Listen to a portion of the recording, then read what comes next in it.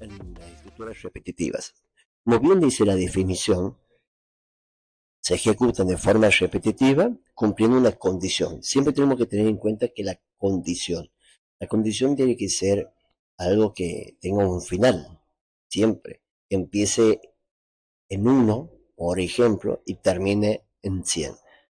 Este 1 va a ir creciendo, este contador va a ir creciendo hasta completar, a ser mayor que 100 y terminará o finalizará ese ciclo. Es una estructura repetitiva de iteración. En este caso, esta estructura es la misma que se está utilizando en PCInt. Podemos ver a modo general que tenemos que iniciar un contador de vuelta. Después tenemos que evaluar una condición. En esa condición, como yo les decía, si el contador de vuelta, mientras el contador de vuelta sea menor o igual a 100, se va a ejecutar unas acciones. Nunca debemos olvidar que sí o sí tenemos que incrementar ese contador de vueltas cuando debemos incrementar este contador. Una vez que, mientras sea verdadera esta condición, se va a ejecutar todo un ciclo de acciones. Cuando este contador de vueltas sea mayor a 100, por ejemplo, ya no se cumple la condición, entonces se termina el ciclo. Y a veces tenemos que realizar ciertas acciones o no. En este caso podemos ver que tenemos un punto de entrada, la expresión lógica, o sea, la condición que me va a permitir ingresar en el ciclo. Tenemos acciones, siempre tenemos que evaluar la condición. Mientras, por eso es la palabra mientras se cumple la condición, voy a realizar ciertas acciones. Una vez que termine y que la condición ya no se cumple, o sea, vamos por el lado del falso, termina el programa. Repito, a veces termina el programa y a veces tenemos que realizar otras acciones. Seguimos con el ejemplo. Soy un profesor y en mi aula tengo 20 alumnos. Necesito saber cuántos alumnos han aprobado matemática y cuántos alumnos han desaprobado matemática. Usando el sentido común, tendría que preguntar a uno por uno cuántos han aprobado y cuántos han desaprobado. Voy por Pepito. Pepe, ¿aprobaste matemática? Sí, perfecto.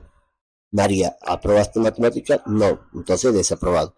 Voy evaluando uno por uno si aprobaron matemática o no.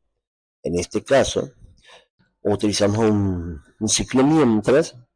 ¿Y qué hago? Mi contador de vueltas va a empezar en 1. Entonces voy a empezar por el primer alumno. ¿Y cuál va a ser mi límite? 20 alumnos. Entonces, mientras mi contador de vueltas, mientras no termine mis alumnos, voy a seguir preguntando hasta llegar al 21, que decir, no hay más alumnos, entonces termino. Recién cuando termino de preguntar los 20 alumnos, voy a saber cuántos han aprobado matemática y cuántos han desaprobado matemática.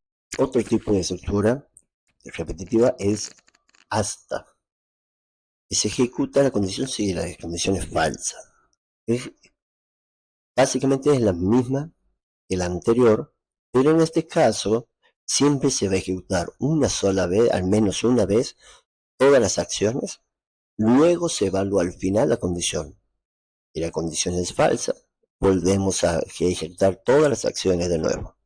En el caso anterior de mis alumnos, voy a seguir ejecutando las acciones hasta que el contador de vueltas sea 21 y diga 21 es mayor a 20, sí, entonces terminaré mi ciclo. La diferencia entre la estructura mientras y el hasta es que el mientras puede nunca ejecutarse las acciones, o sea que puede ocurrir que no ingresar nunca en el ciclo, mientras que en la estructura hasta, al menos una vez voy a ejecutar mi ciclo. Como les decía, para tener en cuenta, ahora vamos a resolver unos ejercicios propuestos por la cartilla, que son los últimos.